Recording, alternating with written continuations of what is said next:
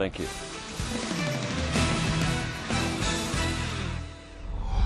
We touched on this a moment ago with Carl Cameron. There's a new message from House Democrats as we head into election season. The chairman of the Democratic Congressional Campaign Committee moments ago saying Republicans are out of touch with the problems facing Americans. Take a listen. They want to reenact the same agenda that drove us into the ditch in the first place. It is an agenda that is unsafe at any speed, and Americans are not going to go into hard reverse.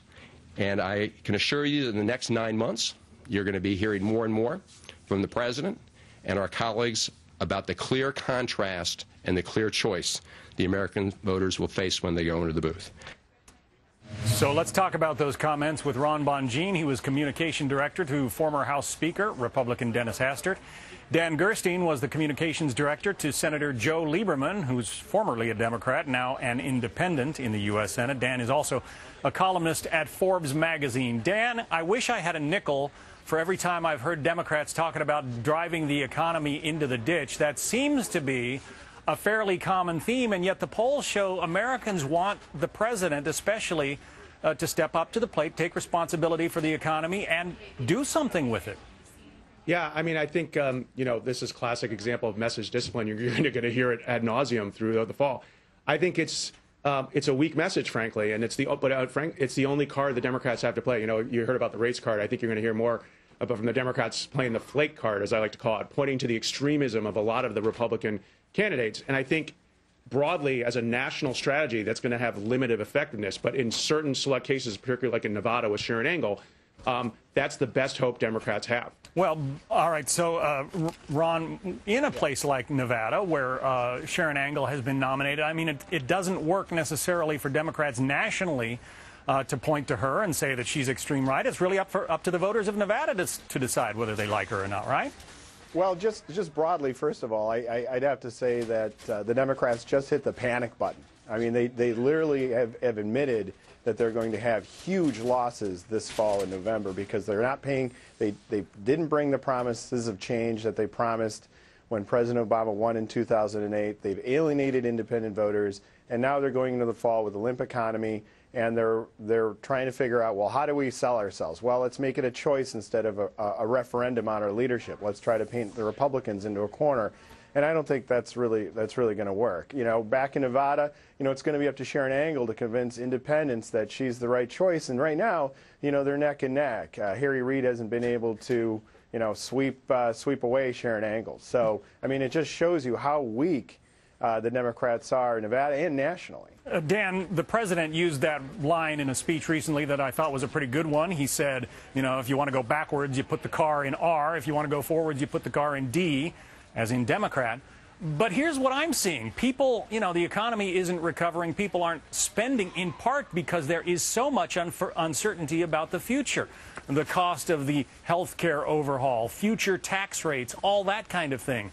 The president can control some of that. Why doesn't he fix some of those things and put some certainty into people's minds? Well, I think there's real limits to what anyone in Washington can do right now to affect the economy, and that's the big problem, is neither Democrats or Republicans have any answer, and that's going to favor the Republicans naturally because the Democrats are in charge. But I would just say this. Let me go back to Ron's point.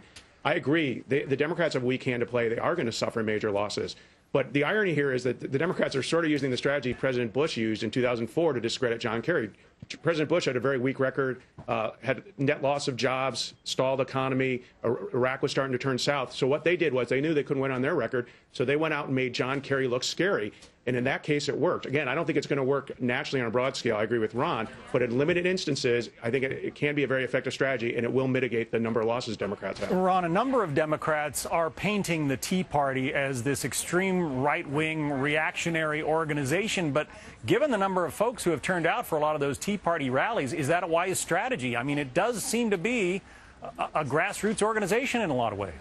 Yeah, I don't think it's a good strategy because there's a huge enthusiasm gap between Republican voters and Democratic voters. You're seeing it in all kinds of places around the country. I mean, you look at Missouri with the primary. Roy Blunt had 145,000 more voters come out than Senator Carnahan. I think you're seeing that nationwide. I don't think the message of trying to paint Republicans as extremists is going to work. I think what would work is if the Democrats would provide answers to how they're going to grow the economy, how they're going to increase jobs, but I think it's probably a little too late. Ron Bonjean, Dan Gerstein, thanks both. Thank you. Thank you. Well, a massive manhunt is happening now. Police say this man, Scott Curley, is a dangerous cop killer, where the search for him is focused and how you can help police bring him in. Also, brand new video showing 33 miners trapped underground in Chile. An inside look at the conditions under the earth. That's up next. Why are you in my yard? Helping you save your weekend. Here, I packed your toiletries. You go cliff diving, dog sledding, alligator wrestling. So many super destinations, such low rates. My doctor said most calcium supplements aren't absorbed properly unless taken with food. He recommended Citrical. It's different. It's calcium citrate, so it can be absorbed with or without food. Also available in small, easy-to-swallow petite.